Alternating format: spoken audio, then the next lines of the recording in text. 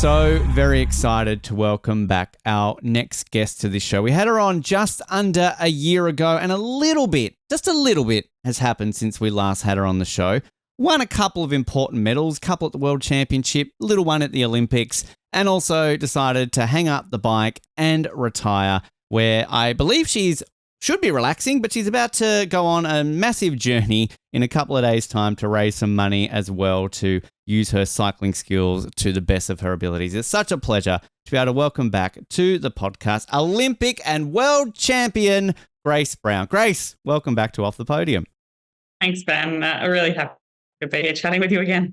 I'm so excited to have you on, Grace, because you are actually the first guest we've had on since Paris who won a medal at those Olympics, and the first, and I'm wearing the t-shirt proudly here, Team OTP member to be back on this show with a nice shiny gold medal around your neck. I mean, it's been 8 months since the Olympics. Can you even begin to get used to hearing everything that I just said? World champion, Olympic champion. I mean, is it something that you just all of a sudden go, oh, enough already, I hear it all the time, I'm used to it now?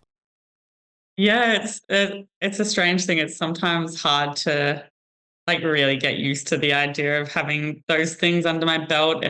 And also, as you mentioned, I retired from professional cycling at the end of last year. So now I'm out of the sport. So in a way, it's becoming more distant. But the great thing about those achievements is I get asked about them a lot. So I get to talk about it and relive the experience. So it's actually surprising to hear from you that it's 8 months ago since I won the Olympic gold medal.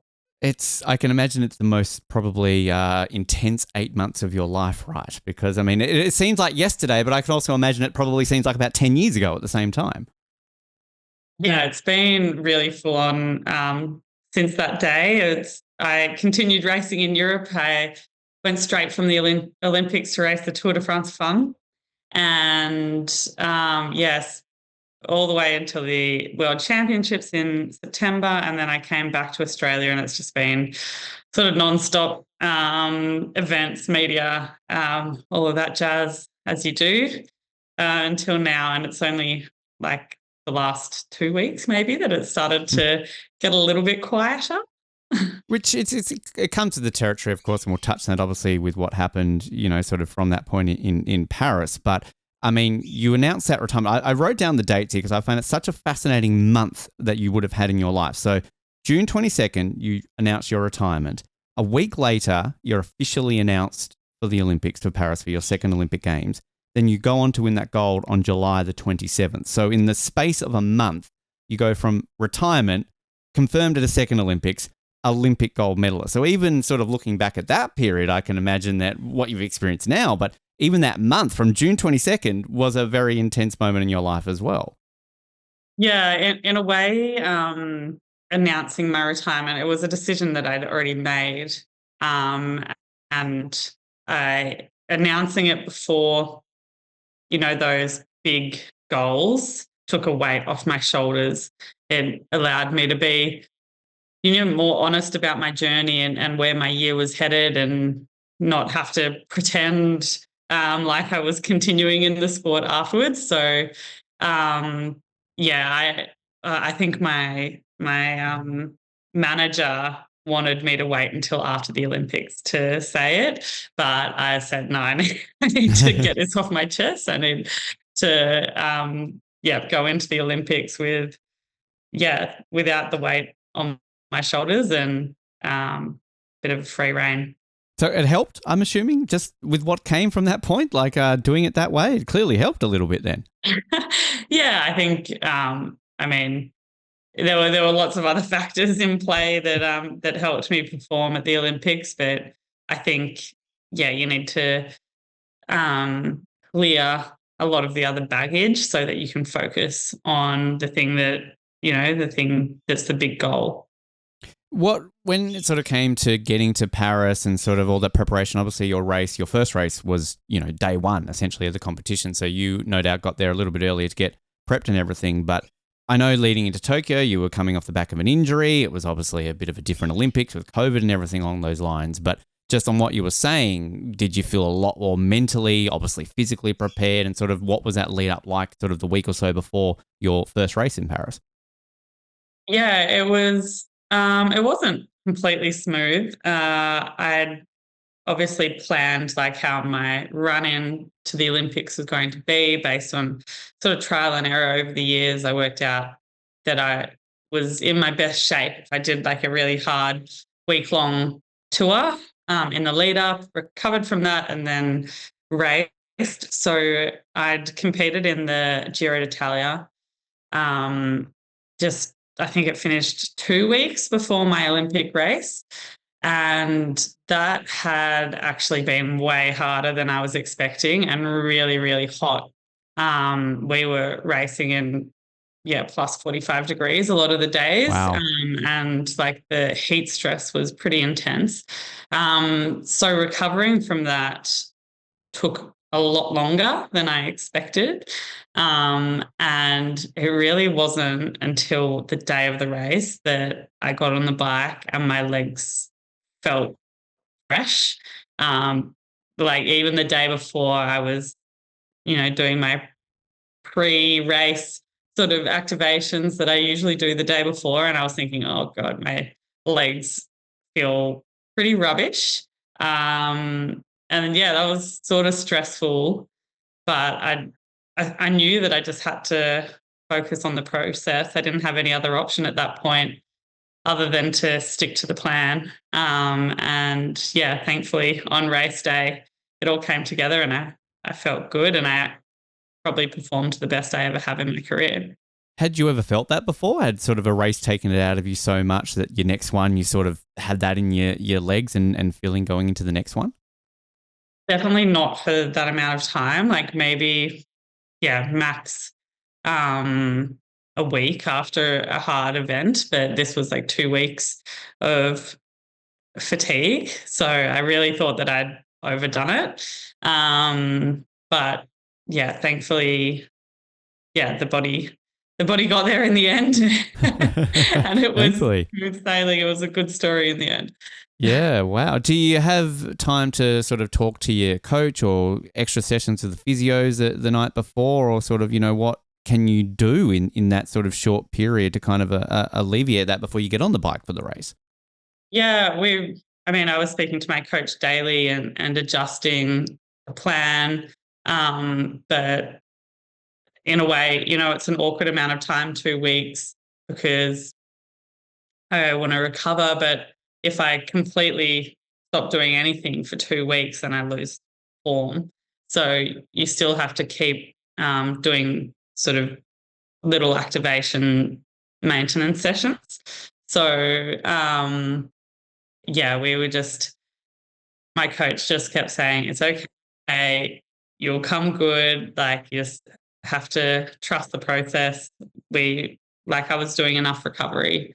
Um, and yeah, also from a physio point of view, I was getting physio and massage like pretty much every day for the week before. Um, yeah, and I mean, in the end, it worked. Yeah, you I might was have a little untapped the bit worried. secret. You might have untapped the secret there, Graham, to absolutely go hammer and tong and tire yourself out. So you just peak it literally for that morning when you then get on the bike for the main race. Yeah, I mean, it could have not worked out. We could have, yeah, a couple of days less, and maybe I wouldn't have performed as well. But also, I something I've learned is that even sometimes your body doesn't feel great, but your performance is still there. So in that period, there were some key sessions that I was doing, and it really felt pretty shit, but I was still hitting the targets that I needed to hit. So yeah, even though it didn't feel good, I was still at a level that I could perform. You just have to, it sort of has to be mind over matter in those situations. Speaking of sort of mind and sort of other things outside of the physical aspect of it, how were sort of the distractions, particularly that day before? Because I know you talked last time about that you were a little bit outside of Tokyo, so not obviously in the main village, a little bit away from where the main stuff's happening. This time around, it's a bit different. Your race is obviously smack bang in Paris. The opening ceremony was the night before. I mean, so much attention going on there. I mean, you get the photo in the uniform, you sort of do a bit of a celebration the night before, but are you able to sort of put all that excitement of the Olympics starting behind and that attention to still focus on what you have to do on day one? Yeah, it definitely helped that Paris was my second Olympics. So the excitement of just being there and being on the team was less, even though it was my first time, like really being in the village and being around other sports and feeling much more part of the Australian team. Um, but yeah, there's a lot of things that are quite overwhelming about being in the village. It's not, I don't think it's any sport's usual pre-competition environment. There's a lot going on. You don't have the same control over everything. You're sleeping in cardboard beds. There's like mattresses that are sort of strange. I was originally in a room sharing with a table tennis Oh, wow. girl, which yeah, like quite often we share rooms as cyclists, but when you're in the same sport, you have the same habits. Yeah. Whereas when you get thrown in with a different sport, you realize like, oh, there's very different like priorities in terms of how you go about your day, the sleeping habits, whatnot. And but eventually I found out that my roommate was going to the opening ceremony, so my team asked to have me move to a different room where I would be on my own before my race, which Right. was good because then I could just like really chill out and yeah, not worry about anyone else the night before and just yeah have my routine and remain calm. I love always having that question of like who your roommate is in a village, Yeah. because often it is shared with other sports and things like that. So I guess you lucked into that one at the end there. And again, we're trying to mark down all the things that work to win Olympic gold. So we've got, tie yourself out 2 weeks before a race and peak in that moment. Get a room to yourself the night before. I mean, there's a book in this, Grace, to share secrets for future Olympians. I'm just saying. Yeah. Just ticking through the motions. Do you get sort of? I mean, this might be a sort of more of a question for post your competitions, but the muffins. Did you get hyped in all the sort of the stuff that was happening around the Paris village? Because all these stories we're hearing about the Paris village, it's that damn muffin that keeps coming out on top as sort of the winner of the village. I think that's it sort of highlights how few novelties there were in the Paris village that the chocolate muffins got such a limelight. They were very good chocolate muffins. I had one after my race, and it was very tasty. But yeah, it's just a chocolate muffin. It's just a chocolate muffin. Yeah, and so Paris had really taken an approach for more sustainable games, and the village specifically, having buildings that could be converted into apartments, like affordable housing for people after the games, and just like not all these real like novelty things that contribute to a lot of waste. So there were some cool things like, you could go get your face on a stamp and what else was there? Like they had a tattoo artist and like a hair and nail salon, which were all like fully booked out for the whole time. So if you Wow. didn't get in like book on day one, there was no Good chance luck. you were getting in. But yeah, otherwise it was like fairly basic. But the hype and the vibe and all the athletes just being in an environment where you look around and you're literally surrounded by people that are at the top of their game in the world. Which I'm sure, back to sort of those appointments that are booked out, surely you can skip the line as Olympic gold medalist. Do they not have an express line? It's kind of like Disneyland, right, where you buy an express pass, you've got a gold medal. Can you just not skip the line at that point? Yeah, but think how many gold medalists they have.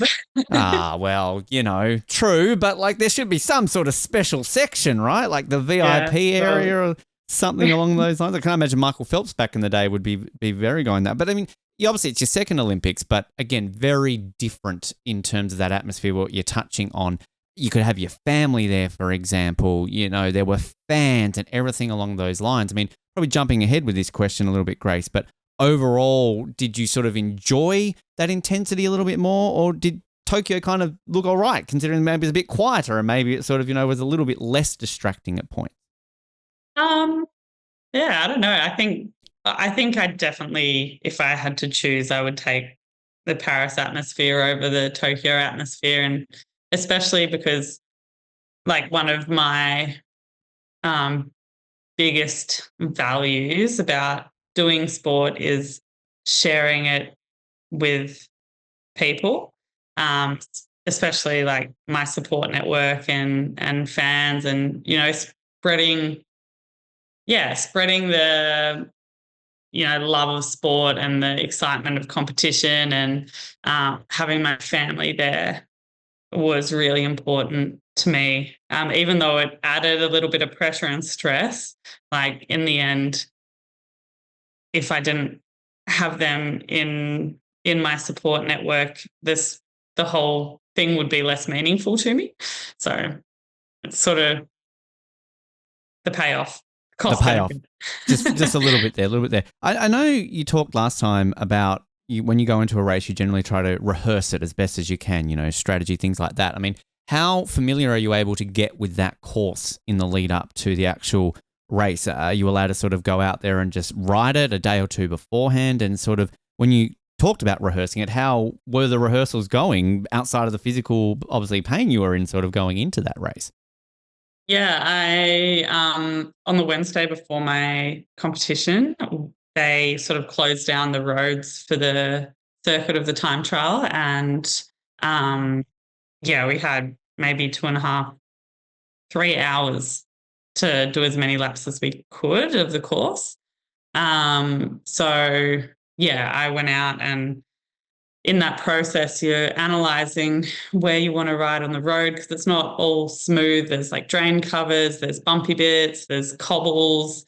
So always looking for where like the smoothest piece of road is, and then analyzing each corner to work out how I was going to take it as fast as possible, and then practicing at speed. So yeah, there's quite a bit to try and digest in that time, but that was super valuable, and I felt like I knew the course really well. I'd done um, a fair bit of pre-research as well before that point, and had been to Paris a couple of months earlier to ride the course, but we went really early in the morning, but there was still, a bit of traffic and stopping at traffic lights, and it wasn't perfect, but gave a bit more information. So yeah, I had a lot to work on and a real solid plan. I knew exactly what I wanted to do come race day. The only sort of spanner in the works in all of that was the fact that on the day of my race, it decided to pour down rain. Mm-hmm. Mm-hmm. um, so when I practiced the course, it was dry.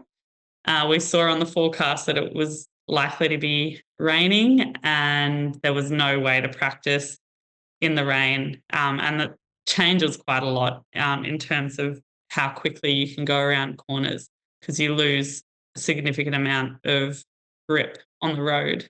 Um, yeah, so that was a bit of an unknown, and a risk that I had to sort of factor in to my calculations. I did see an interview, I think it was after you'd won the race, where you said you actually don't mind a bit of rain sometimes. So, I mean, it's sort of, I know as a Formula One fan, there are some drivers who like enjoy racing in the wet. Is that sort of always been a thing of yours, Grace? Sometimes you actually don't mind racing in the rain a little bit?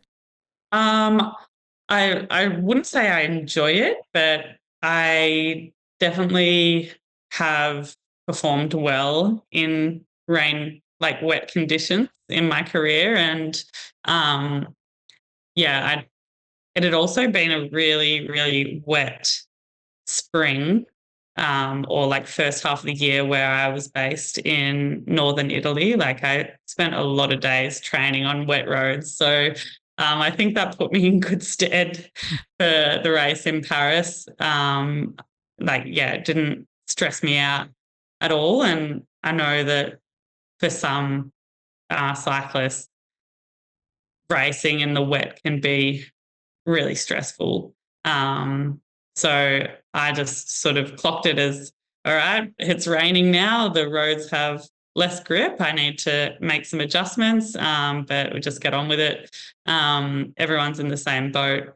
So yeah, I didn't let it um, make me sort of more anxious or yeah. Also, when you are a little bit worried about coming down on slippery roads, you like tense up on the bike, and it means that quite often it makes it more likely to crash. So Mm. it's sort of this like downward spiral.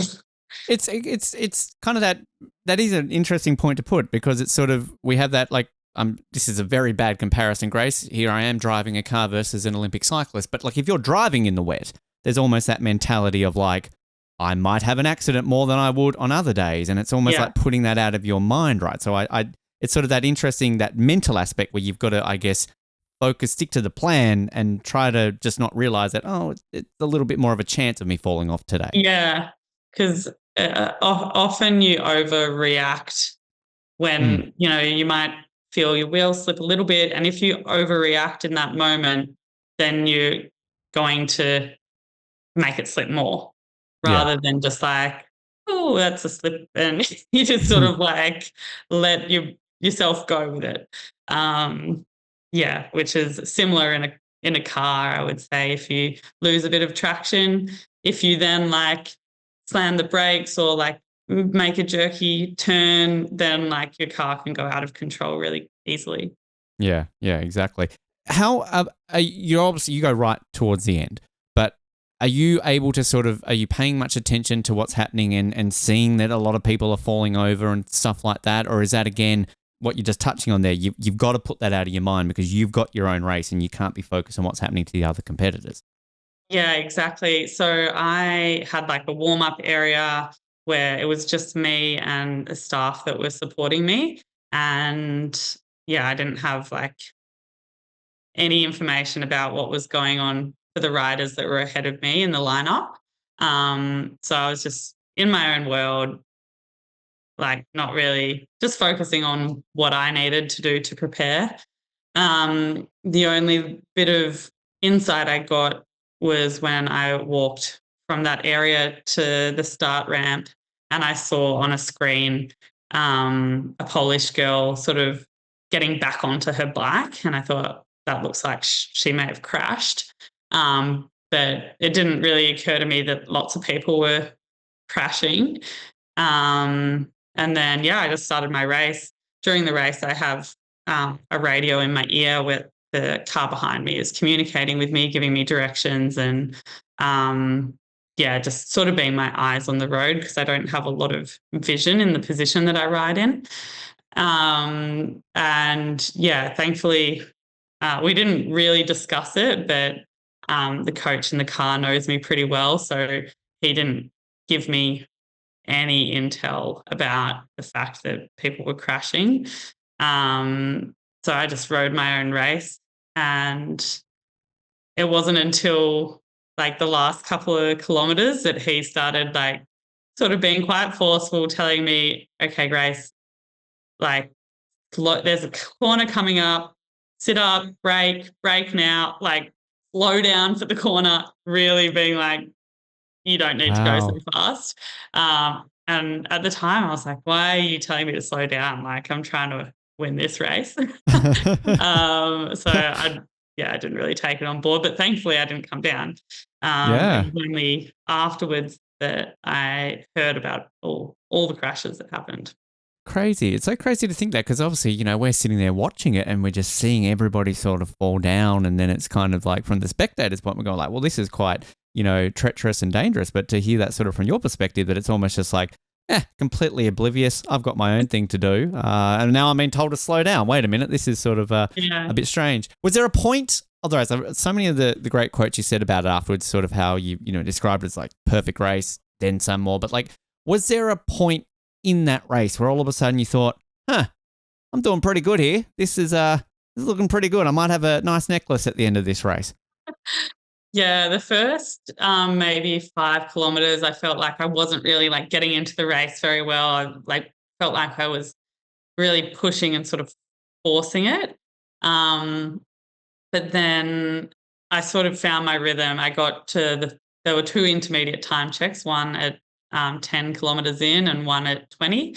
And I got to the first one and I was 5 seconds ahead of Chloe Dygert, who was my greatest rival for the race. She'd won the past, she was world champion the year prior. And when I heard that I was 5 seconds ahead of her, I thought, all right, we're on for something here, because she always goes out like so hard at the start, and then just hangs on for dear life, like just crawls to the finish line. So I'd never beaten her to the first check in a race before. So that was already like a super good sign. And then when I got to the second time check, I found out that it was 50 seconds. So that's like significant. Just a bit. Yep. And at that moment, I was like, all right, I'm actually winning this. Like this is a gold medal race. How do you even, sorry to interrupt, but like, how do you even at that point compute that? Like, I mean, I just can't imagine what that would be like. Well, it's sort of hard because you can't at the same time. I think for me at that moment, I was like, wow, I'm winning. But I didn't let myself really believe, I didn't let myself really believe it, because so much can happen. And it just felt too dreamlike. Like it just felt so unreal that I could actually win this race. So yeah, I didn't let it get to me, but at the same time, I was feeling so good on the bike by that point. I was just, I could just push more. And like the further into the race I got, I'm like, I'm not really tiring. I feel like I've got more in the tank to give. And yeah, in the last 5Ks, I was like, it was only in, I think, the last 2 kilometers that I started feeling like, okay, now I'm reaching my limit. But yeah, I was just one of those days where you're on fire. Wow. I put it down to, because I know we talked last time about the silvers that you had won, and you said that like I would analyze a race and go, well, where could have I found an extra 5 seconds? Because all those races, we talked about fourth in Tokyo, like it was marginal. All you had to do was find this.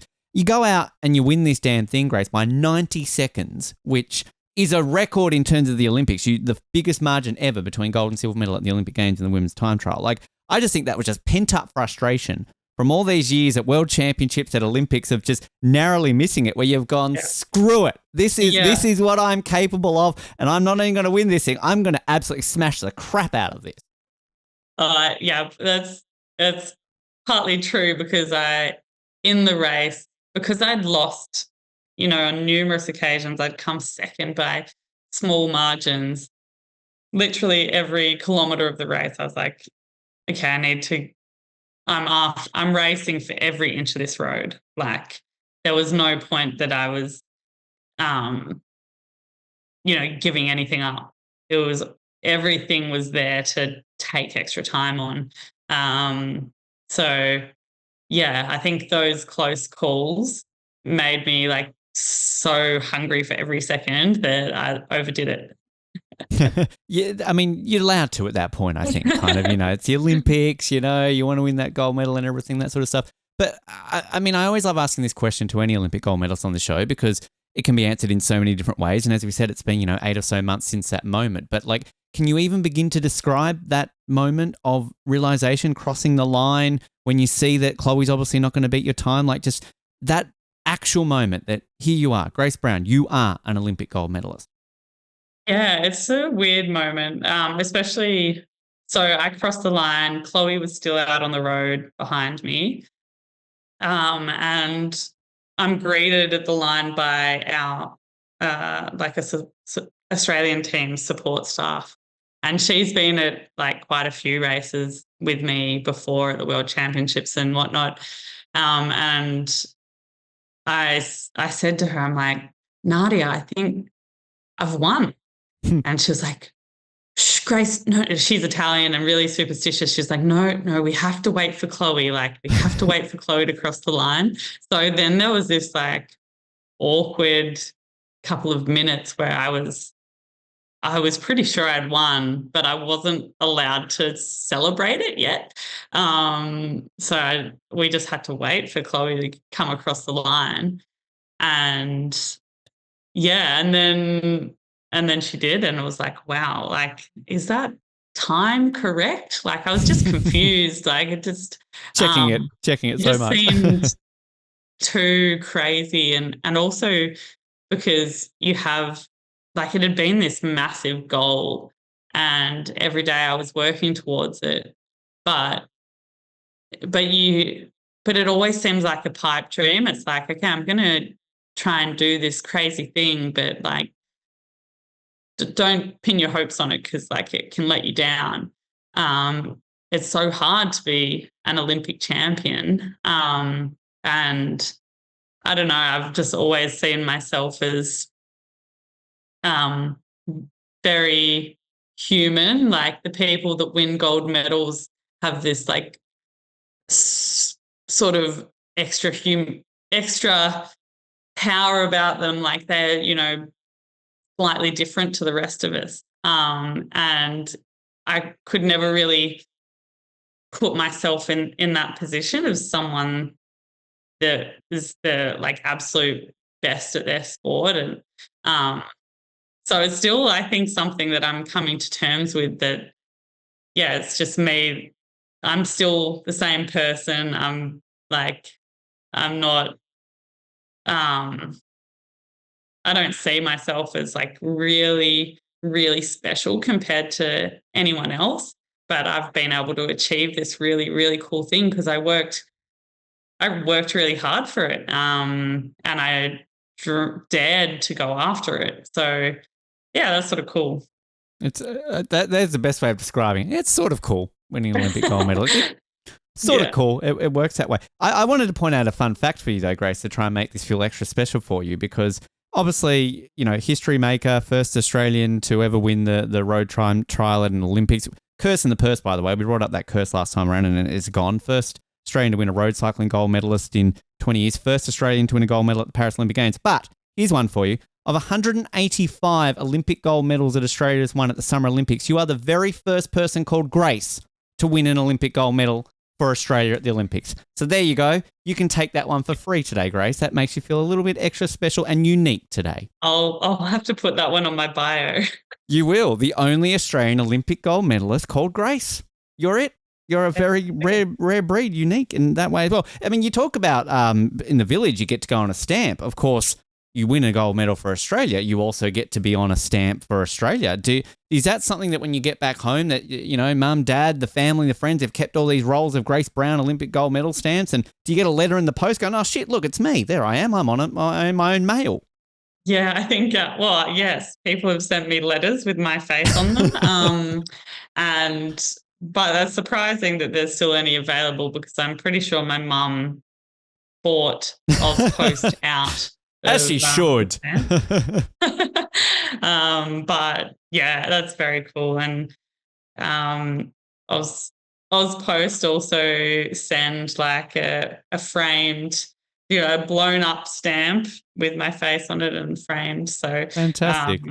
yeah, it's like a cool thing to have from there. I remember as a kid always collecting the stamps Yep. during the Olympics. So Now you're on one of them. Now I'm there glad you that are. they continued doing that. Yeah, it's a great initiative. Was there anything else? What was the most unique thing that you've discovered in the last 8 months that comes with being an Olympic gold medalist? I mean, I'm sure you got a nice little upgrade on the Qantas flight on the way back home, but I mean, are there other things that all of a sudden you go, oh, I didn't realize I get that as winning an Olympic gold medal? I can't think of like something specific right at this moment, but I think the most interesting thing is that, yeah, suddenly you become someone that's worth listening to like in everyday life. Like, yeah, people are just more interested in what I have to say. even though my opinions are probably the same as they were before. So, yeah, I find that really curious. But That's an interesting way of putting it. I like that. yeah, there's obviously lots of good perks about being an Olympic gold medalist, and I have lots of things that are gold now. Actually, in cycling, they have this great tradition that the Olympic gold medalist then rides like a gold bike. Mm-hmm. So I got presented a gold time trial bike Wow. after the Olympics, which I raced at the Tour de France and at the World Championships. So, yeah, that was something really special. And you had gold Blunstones too, did you not? I saw in one of your photos that you're sitting there with a nice pair of shiny gold. And as a Tasmanian, Yeah, I've got Rocky boot. yeah, the spruik, the style there. I mean, everything Yeah. coming. Is gold a colour that you enjoyed beforehand, or is this just sort of extra perks now? Oh, I think everyone likes gold, but Everyone likes gold. yeah, the problem is with the gold boots is there's not very many occasions where that's like an appropriate footwear. Yeah, you don't just walk down to Woolies wearing the gold boots, right? Like, look you slightly differently. You ride the gold bike, just everything gold, like just, completely blinging out. What do you do with the medal? Where is the medal right now? Well, the medal is in like a little bag because I keep having to take it to various events. So Yep. it never gets put in its proper place for very long. So Right. Has it stayed together, or is it one of these ones that's falling to bits? I know a few Olympians have their medals falling to bits since Paris. yeah, thankfully my medal is still in good condition, but That's I good. think it's mainly the bronze medals, unfortunately, that have tarnished and flaked a bit. Right. I always like to say, though, that, and a lot of Olympians have said on this show, the more worn it is, the more love. Like, as you said, you're taking to events, your schools, kids are wearing it. Like, I mean, Yeah. most Olympians' medals after a certain amount of time are going to be worn out. That's the point of them, right? Yeah, exactly. It's that's the thing. It's the thing that most people want to see and touch and like the weight of it, and it's a real tangible way of like sharing sharing the whole thing. So uh it's really nice to have and to it gathers its history as it gets passed around all the hands. Yeah, and piece of Eiffel Tower that you've always sort of got carrying you. Mm. What do you do? So you got the cool poster in the box, and I think you also got your cool little Olympic frieze. I mean, to me, they're the extra bonuses of winning Olympic medals, the little gifts you get on the podium. I mean, the poster, the frieze, like, I mean, are they sort of coming with the medal, or do you put them away separately? Oh, you've just reminded me I need to probably get that poster framed or something. Might be an idea, yes. Bit of a special still, one. like rolled up in its box. That's what we do here on the show. We like to remind you, you've got that. There you're welcome. Yeah, but I got the little mascot toy out just 2 nights ago when we had some friends over with little kids, and they actually came over wearing sort of Paris 2024 merchandise T-shirts with the Fantastic. mascot on the back. I was like, oh, I have one of those, and I brought it out for them. Fantastic. Good to hear that sort of stuff. I mean, as we sort of touched on in the introduction, Grace, obviously a little bit happened after. I mean, you did have another race at the Olympics, of course. You had the road race sort of a week later. But before I get to the World Championships, I mean, when you went into that road race, like, I can imagine the entire week was a blur because of all the media and all the attention you got, but you still had that race to focus on. So, I mean, how do you reflect back on the road race? 23rd in that road race. I mean, that was your last ever Olympic race. How do you reflect back on that one? Yeah, I didn't perform super well in that race. It wasn't. So I'd been training really specifically for the time trial, and it required sort of a different approach to also be good in the road race. And yeah, prior to the Olympics, I discussed with my coach, and it was like a sacrifice we were willing to make. The fact that I probably wouldn't perform as well in that race. And so we went in, with sometimes you can still pull these things off. So went in with a plan to, try and put the best foot forward. But in the end, I just didn't have the power that I needed to stay with the front and the like really high like punchy parts of the race.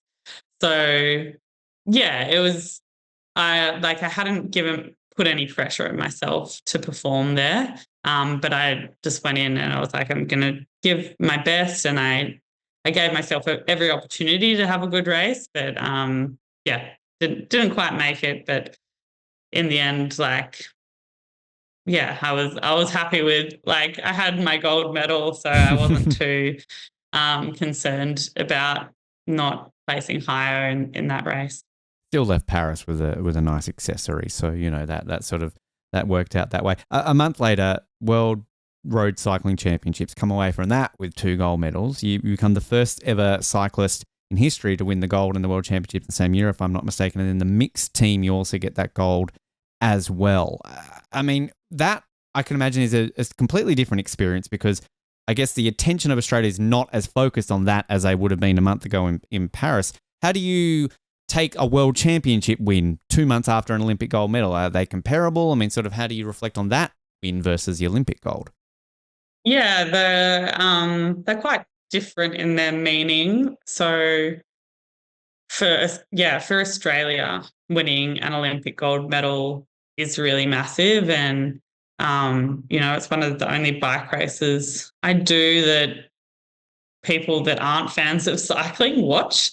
So that like that's really important in that regard. It's bigger than just the sport that you participate in. Um, but the World Championships are probably in the cycling world valued higher um, than the Olympics. So for me to win the World Championships really validated what I'd done at the Olympics, and yeah, sort of put me down as the best time trialist for last year at least, not forever, but at the time, and just showed that like it wasn't a fluke that I'd won in the Olympics. It wasn't just because it was raining and I got lucky and everyone else crashed. It was because I was actually the best on the day. And yeah, it was really important for me to win that race as well. And um, yeah, it sort of signifies a lot in the cycling world. Ticks off the trilogy I want to feel as an Australian cyclist too: Olympic, World, and Commonwealth champion. That's your introduction now, Grace, right? Like that sounds pretty special. Yeah, the Commonwealth Games gold sort of gets a backseat these days. Yeah. We've got to signify the Commonwealth now. I mean, last time we interviewed you, that was the lead in. Now it's third, but still, it's still on the podium technically with that. But also the mixed team relay as well. I mean, should mention you were the first ever Australian female to win the Time Trial World Championship in that event, but also Australia's first ever gold in the mixed team relay, obviously a fairly new event, but that one itself, I mean, you're sharing that with a bunch of other people as well. So that's really just capping off this sort of year to then celebrate it with a bunch of other teammates as well. Yeah, it was really nice to be able to do that event with with the rest of the team, and it's mixed, so men and women. The men go off and do a 3-up team time trial, and then they come in and it's like a relay onto the women. And we actually won by less than a second. Wow. So that was pretty epic. But just awesome to, like, compared to the individual time trial where I finished, like, it's a very solo effort, and it's just me that stands on the podium to really share with the team that excitement of winning, and the team effort. Like, everyone pulled their weight. It was really cool. Fantastic. And do you get to, with the rainbow jersey, now that you're retired, is that kind of like still, can you permanently wear that now? Or do you have to like next year, this year, sorry, the world champion will get to wear it. So then you can't wear it. Like, what are the rules around the rainbow jersey and being able to wear it? Yeah. So you wear it in your discipline, Right. training and racing. So I am allowed to wear it when I'm on my time trial bike training, or if I do a time trial race, I have to wear it. but that's just until the next World Championships. And then there'll be a new reigning world champion, and they wear the rainbow stripes. And I just go back to normal cycling kit. So when you say you have to wear it, like, so, like, they force you to, like, even if you didn't want to wear it, I'm sure you do because you're the world champion, but like, you have to wear it. Yeah, I would, if I did a time trial race now and I didn't wear the rainbow bands, then I would be fined. Wow. Interesting. Okay. Fascinating. That's what a weird fine to get. You were fined because you weren't wearing the top that signifies you're the best in the world. So that is crazy. I'd never thought you could get fined for doing something like that. Interesting. Things you learn on this show, In Grace. cycling, they find all sorts of random things to find people. Well, there's an episode in itself. There's many more where that came from.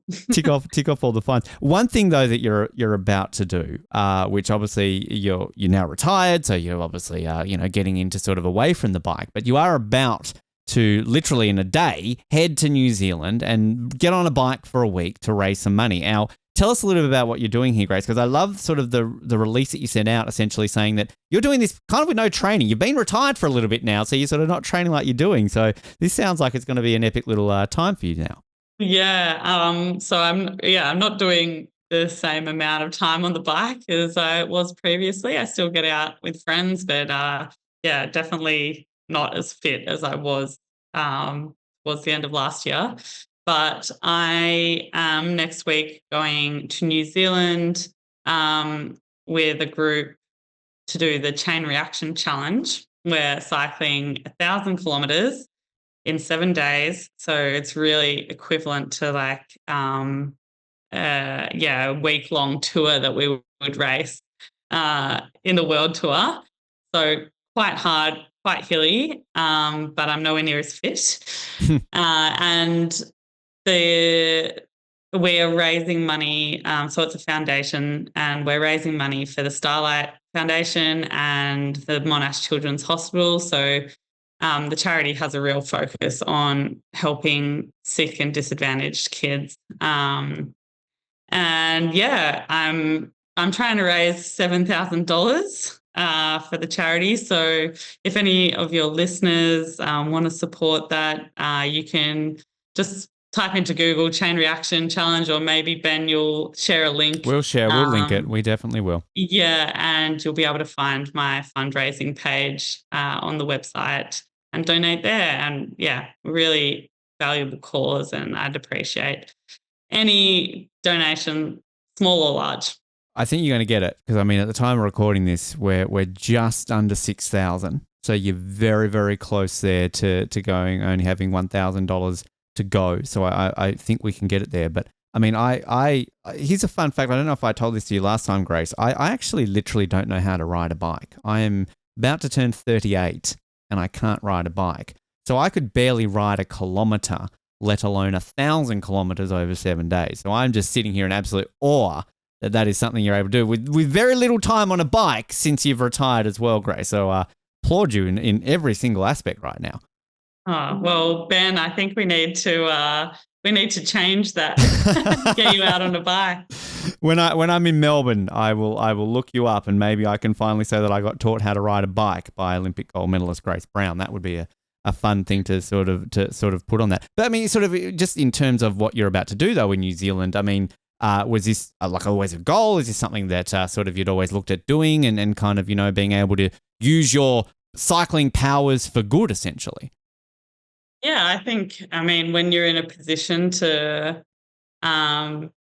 give back, then I find it hard to bypass that opportunity. And now that I'm not so all consumed with being at the top of my sport, I can contribute a bit of my time to people that need the help. So I'm very happy to help raise money for causes like this, and we'll probably continue doing that into the future. So it's nice to use my profile and and what I've done in my career now for good and give back a little bit. Well, we definitely wish you best of luck for that in the next week or so. I mean, we're going to wrap up with a set of different questions we asked you last time, Grace. These are absolutely brand new. Before I get to those, but now for you, outside of this ride, I mean, what is retirement going to bring for you? I mean, seeing you do some commentary recently, other things like that. I mean, is it still too early to ask you what you want to do? You just want to maybe go lay on a beach for a little bit? I don't know. What's next? Yes, I'm doing a whole mix of things. Lying on a beach would be nice. Unfortunately, I've been a bit busy so far. I've been involved in a lot of events and doing a bit of speaking and very glad to also be involved in commentary for cycling. I'm hoping to do more of that in the future. I have also a few podcasts that I'm part of as well. If people are specifically interested, give them a plug. Give them a plug. What podcast are you on? What can people hear you on? Yeah, well, at the moment I'm on the SBS Cycling podcast, and hopefully starting another new, more general sports podcast in the near future. But that's a project that's in the works. I'm developing a product and trying to build a business around that. And I also have this board position with the Cyclist Alliance. So, busy entrepreneur Grace Brown, essentially. Yeah. This is what's happening now, right? That's fantastic to hear. Well, we look forward to seeing that. And you'll be, no doubt, alongside probably Phil and Scott, LA28, maybe for Channel 9, commentating cycling. I mean, that'd be a bit of a dream to then sort of go commentate the Olympics, I can imagine. Oh, I would love that, yes. That would definitely be an ultimate goal. Go on, Channel 9. I know you're listening to this. You get Grace on there. She's doing great jobs with that. Grace, these new questions we've got. Now, you're technically not the first to answer these, but you'll be the first that people will hear answering these, if that makes any sense, and just in the way that we're scheduling and recording these. So the last time we had you on, we asked you a set of random questions. Now we're making sure that we have 10 that are exactly the same for all of our guests. We're trying to make this so we can compile these and get it. Now, these are a mixture of fun and they're a mixture of deep and serious ones, all right, to throw the pressure on you there. So are you ready for these, Grace? I'm ready. Good. All right, let's start off with number one. Question number one. What's the one thing you never leave home without when traveling to a competition? Earplugs. Earplugs. Okay. And is that just for music, just a collection of just making sure you've been able to hear, I guess? That's probably a dumb question I'm following up with there, Ben, but we'll go on with it. So that I can sleep. So you can sleep. There we go. That one makes sense. There you go. You saved that question for me for making it sound actually extra dumb for me there. Number two, what's a tradition or superstition that you follow before every big competition? Oh. I am not very superstitious. So there's things that I do for performance, but I don't do things just for superstition's sake. So it's not like put the right boot on first or strap it. You're not into any of that sort of stuff? I'm pretty normal about those things. It works. Again, it works. Yeah. Number three, what's a song that is on every one of your pre-competition playlists no matter what? I also don't have a strict playlist.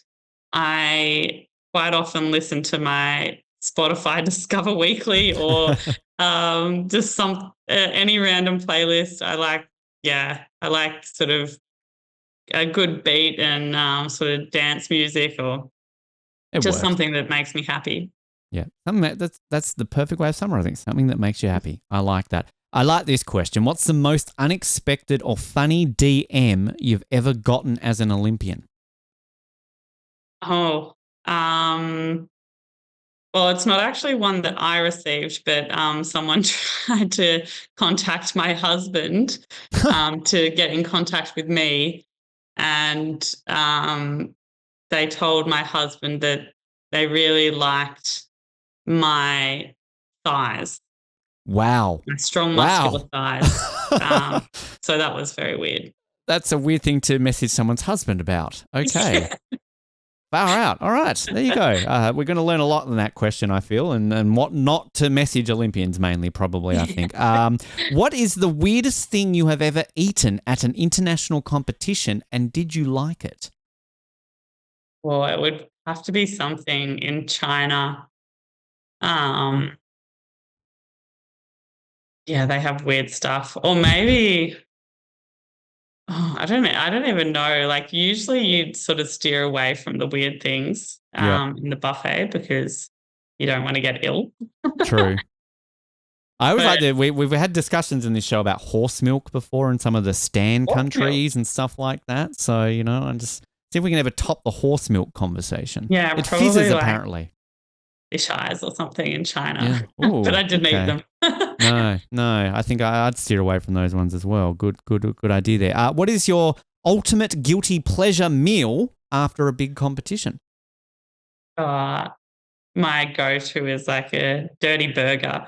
Yes. And Did you get that in Paris? I know you said that to Channel 9 afterwards that you wanted a burger. Did you end up getting one? yes, the next day for lunch I had a tasty burger. Good. That That's was what one was. It how do Paris burgers compare to say something you can get say Melbourne or something like that? the French do burgers pretty well. It's like one of Okay. their it's fairly staple on a lot of menus. All right. And of course French fries, so Yes. I mean, you'd expect them to be good. I know the few of the fries I had in Paris, a few disappointed me, but then I had some which I'm like, okay, not too bad. yeah, I Frites mean or however you say they're it, not right? all good, but yeah. No, exactly. If you could swap sports for a day with another Olympian, what would you choose and how do you think you would go? Oh, do I have to be good at the sport? No, not at all. You can do whatever you want. I think it would be like an action sport like skateboarding or Yes. yeah, something that I can do flips. You could do breaking. You could join ray gun. That's flipping, sort of. So, think I might be able to pull something together for breakdancing, but like skateboarding, I would like probably fall over straight away. yeah. But then we would all cheer, and it would work out well. Like this is the great story of you changing sports at the Olympics, and you gave it your all. You made it to the Olympics at least. So that would be the journey there. If your Olympic journey, speaking of Olympic journeys, were a movie, what would the title be, and who would play you? I think Emma Watson Good answer. Yes, I see it. would play me, Yep. and the title would be. This is a hard one. Can I give a suggestion? It's a very cliche one, but it could work. Yeah, I can. Oh, well, there's all like the headlines of Amazing Grace. I mean, that's Amazing just Grace. Yeah, like very. I mean, that's the obvious one. Amazing Grace. Yeah, let's just go with that. let's go with that. I mean, how many headlines are on the newspapers the next day? No doubt with that one. So that kind of that works. I mean, these are the last two, which I think I don't know if I'm going to swap the orders around these, Grace, because these are very heavy hitting ones to end on. But I actually kind of like them. What's the one question you're tired of being asked, and what's the one you wish people would ask you instead? The one question I'm tired of being asked is what's next? I'll edit that one out before, pretend that I never asked it, and then therefore I come out of this interview on top. So thank you for telling me that. And what do I wish people would ask instead? I'm taking notes for this one, by the way. Just I have to be careful because then you'll probably ask this question. I promise I will not ask this question if you tell me what one you want me to ask in the third interview, perhaps. I think something, I quite like the question around, what advice would you give to someone who wants to make it in sport or someone from the younger generation with big goals. Great question. You can use that in your podcast, or if Howie gets you on the Howie Games or something like that, he can have that one for free or something. Whoever's got you on the next podcast, if This is your research for your interview with Grace Brown. There you go. There's your opening question with her. You're welcome. Last question for you. What's one lesson you've learnt from losing that you think has shaped you more than winning? I think that self-belief is the biggest superpower that you can have. The time quite often when I've lost has been because I didn't believe that I could do it, or I didn't believe that I was worthy of winning. And learning, learning that why not me? Why can't I win this race? I am worthy of it, and I am capable of it, gave me the strength to really win some of the biggest races that I did in 2024.